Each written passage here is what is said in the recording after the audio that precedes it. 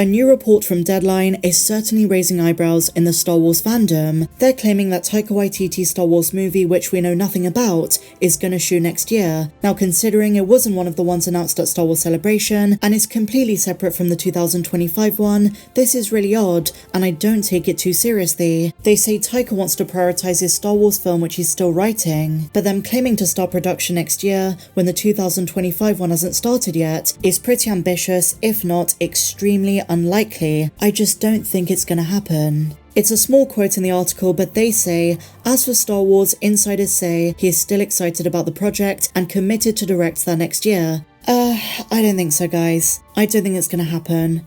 But in good news, Return of the Jedi turns 40 years old this month, and as you're probably aware, there is a re-release in cinemas that's going on right now since April 28th, and to no one's surprise, Star Wars fans love the magic of George Lucas. It did 4.7 million opening weekend of the re-release. Considering there was comparatively very little marketing, this is an incredible win. Absolutely packed out theatres. Now, I got the privilege a few weeks ago at Star Wars Celebration to see it at the D23 presentation. That was amazing, and while The Empire Strikes Back will always be my favourite Star Wars film, Return of the Jedi is one of those movies you can watch over and over again and still feel all the emotions, and this shows you that Star Wars fans will come out to watch the magic of the galaxy far, far away when it's good Star Wars, and Return of the Jedi being one of the most classic films in cinema will always draw in audiences. Fans can rewatch those films over and over again. In my opinion, the original trilogy is timeless, so I would say this is a massive win and shows you the force is strong with the Star Wars fandom, with Luke Skywalker, with Anakin's redemption,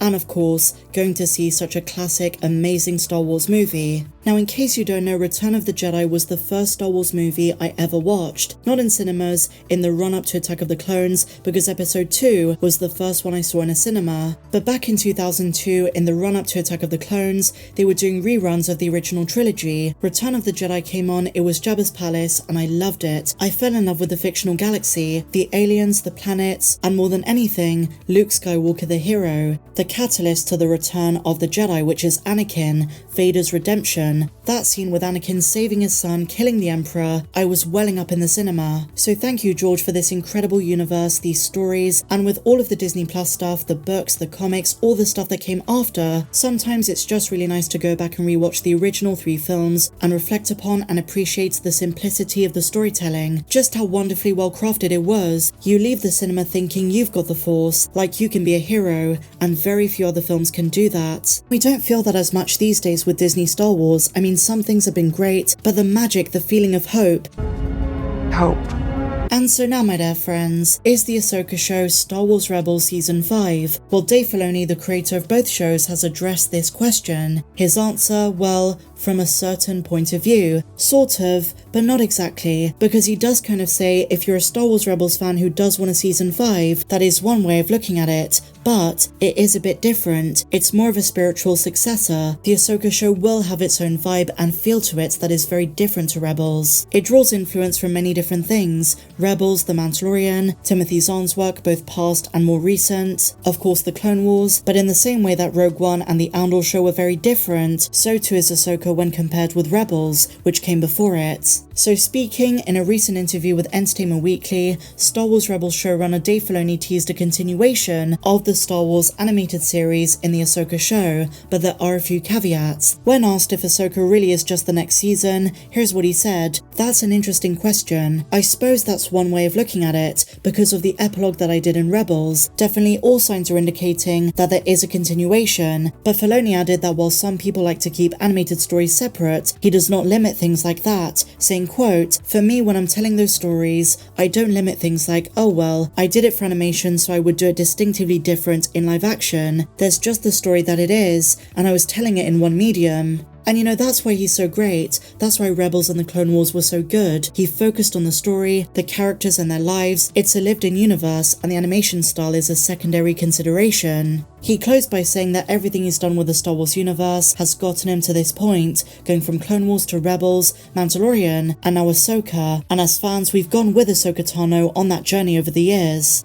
His final quote, "Star Wars Rebels is a different style to the Clone Wars. Even visually, that changed the way I could execute things in Rebels. The story kind of evolved since I worked on Rebels. Working with Jon Favreau and setting things down in The Mandalorian created an opportunity to see how does Ahsoka work as a character in live action. He almost didn't do it, but he was convinced that was the best step, and the Jedi Chapter 13 is still hands down one of the best episodes of Mando."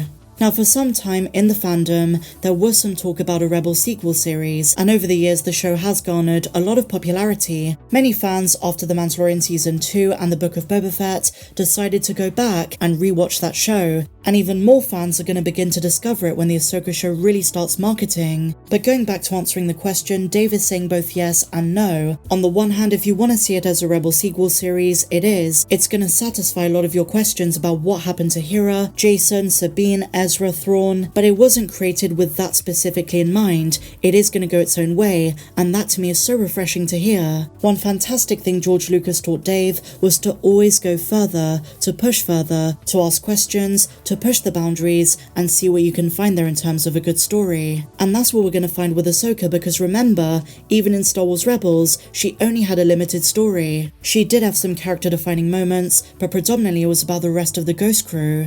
This is flipped. It's mostly Ahsoka, with a little bit of the Ghost Crew thrown in. So we shouldn't hold Dave to this view that it's got to be Star Wars Rebels Season 5. It's got to fit this criteria, it's got to do this, got to do that. The Ahsoka show with Rosario Dawson is going to be its own entry into the Star Wars universe. There will of course be obvious connections to the Clone Wars and Rebels, The Mandalorian, The Book of Boba Fett, but it is going to stand alone as its own show. As Dave said before, you don't need to have seen Star Wars Rebels in advance. But I do recommend you watch it. It's fantastic. And so finally, my dear friends, something a little bit different. Bill Hader refuses to sign Star Wars merchandise. Hader, who voiced BB-8 with Ben Schwartz in The Force Awakens, still gets many fans who come up to him asking for autographs, but he declines, saying, quote, "I do not sign them." He revealed on Happy Sad Confused podcast that autograph people don't like him, and on top of that, he's aware that fans end up selling it on eBay. So now he refuses. The SNL regular also gave a specific instance that really put him off. When Hader was leaving the premiere of Inside Out a few years ago, he spotted a kid at 3 AM who wanted a BB-8 toy autographed. We went to an after party thing, and it was super late and this guy kept his kid up all night. He was like, "Go over there so he'll sign it and I can sell it online." And from that moment he said, "I won't be signing any of this shit in the future." Now, despite Hader's limited role as BB-8, he managed to leave a long-lasting impression on Star Wars fans. But he clarifies, a lot of the work he did for The Force Awakens was not used in the film, saying it was very sweet that J.J. Abrams put his name on it, but he came in to do voice stuff and it didn't end up being used. Just a fun piece of news. Share your thoughts on everything we spoke about in the comments down below. If you enjoyed this video, please be sure to give me a big fat thumbs up, subscribe if you're new, and if you want access to more videos you can't find here on YouTube, while also getting your name at the end of my videos, then click the link down there in the description. But until the next one, guys, may the Force be with you always.